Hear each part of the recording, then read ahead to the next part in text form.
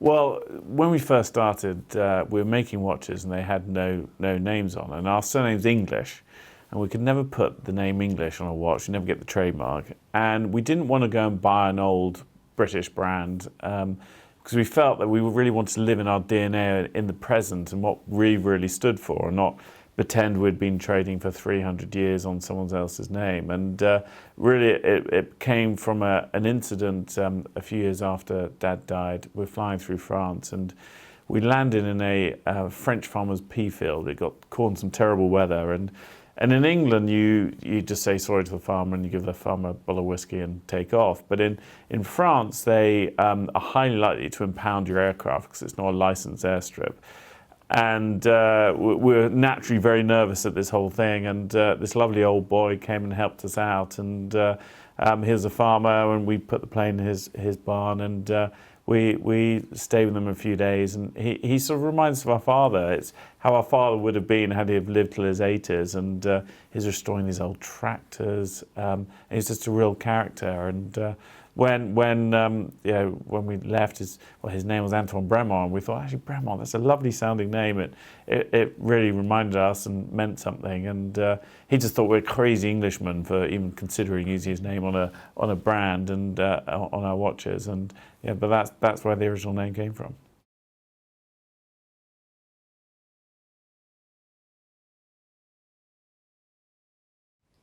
Well, thinking in 2002, would we be at this point? It's no.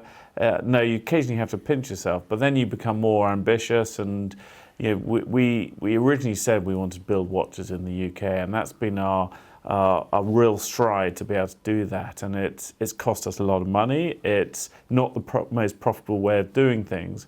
But we still feel we've achieved a lot, but there's a long way to go. So I think to really sit back and say we've achieved it, it's still going to be many years from now. But it's an exciting ride, and I think anyone who buys a Bremont watch, you're on this journey with us, and hopefully we can achieve all the things we've set out to be able to try and do, and really kickstart British watchmaking, and that's really important for us.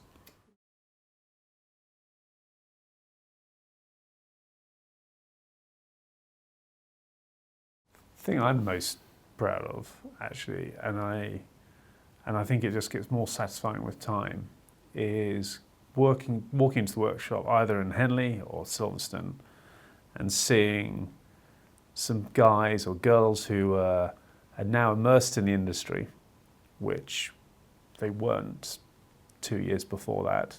They might be 16 or 18, 20, early 20s, somewhere in their 40s, but they're immersed in this watchmaking culture world that, and they're learning the craft, and I love that. And again, it's not just about putting watches together. It might be on any area of the business. It might be in the marketing side. It might be, and I get a lot of satisfaction out of just seeing these people who, I mean, none of us were really working in the watch industry in the UK 10, 20 years ago, but they suddenly are now, and that's a greatly satisfying thing.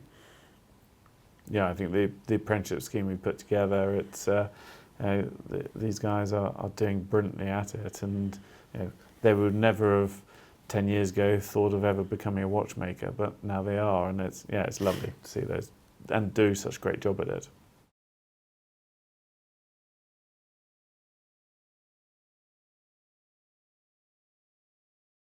One of my heroes, and still haven't met him, and is again one of, well, there's a number, I have to say. Can I just start by saying there's a number? We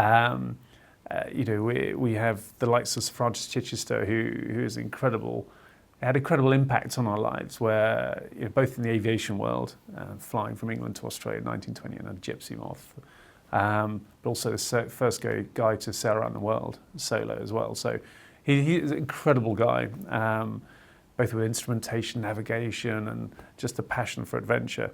But also some more recent guys, the Chuck Yeagers of this world, who had this incredible history in flying and Second World War, but also breaking the sound barrier, and just that love and that zest for life is very, very special. But there's a list as long as my arm. I mean, how about you? Yeah, the likes of Isambard Brunel, and such a great engineer, from such massive structures to boats to railways, and really forward thinkers.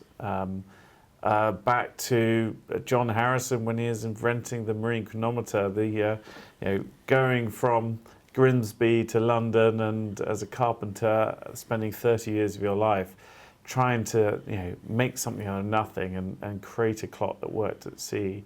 These guys, to sit there for half a day with them and just keep firing questions at them would have been amazing. And then you got the sort of the bike engineers that were Orver and Wilbur and Wright, and you see these two pragmatic engineers, and they had so little funds compared to the competitors, yet these guys just knew what they wanted to achieve, and they did it in 1903. And I mean, that would have been a very interesting dinner party having those guys around. And I'm trying to say they built one of the first wind tunnels, and you'd have had an incredible conversation with those.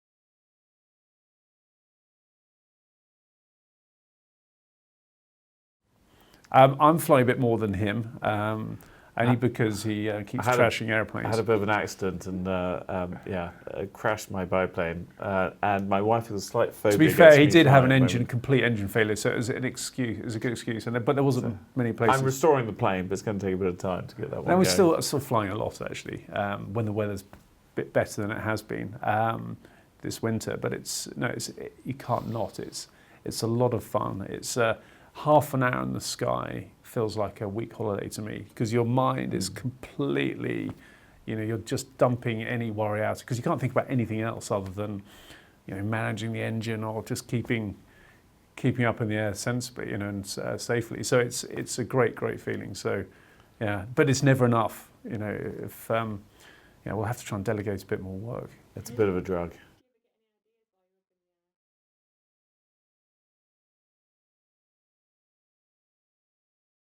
Oh yes, no, you do. I mean, you look. Charles, I've got an idea. That's about time. But no, you look at these aircraft, and they're so beautifully engineered. I mean, they're still flying them. They're 80 years old, or 90 years old in some cases, and you're flying. And the engineering, the time, the over-engineering actually that's gone into them and you can't help it but inspired when you're taking the cowlings off the aircraft and doing the pre-flight checks and things. It is very inspiring in that respect.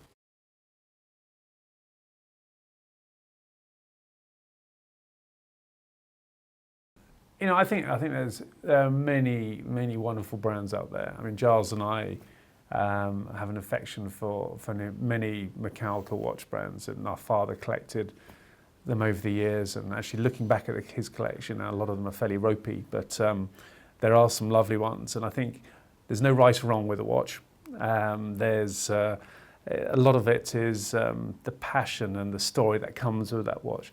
I think what differentiates us for a lot of the brands is this big British passion we have, and the continual drive to produce something which is beautifully engineered. So it's not produced based on fashion. It's not trying to be so 2016 with a look that is only great for this next year or two. It's about producing something which actually our grandfather would pick up and say, actually, that's a wonderful looking watch. And that means a lot to us. And a lot of brands don't do that. They are chasing the latest fad, and we're not doing that. But this fact that you can come along to us and see a bar of steel going in one end and these incredible parts cases coming out the other, to the extent where you can go and see these put together and these watchmakers in this country, I think that's unlike any other brand, certainly on these shores. I think with a Bremont, you're buying something which is actually very exclusive.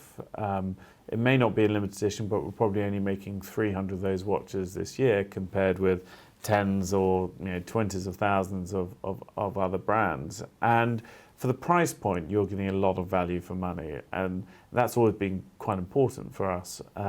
We know we make less margins than any other watch company. We're focusing on delivering a really good product.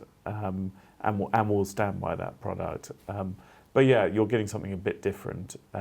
People ask what your watch you're wearing is, whereas many other brands, people never even talk about it, and that's what makes it quite special. And you're part buying of a club, aren't you? Yeah, you're buying into the Bremont Club, and that sums it up really.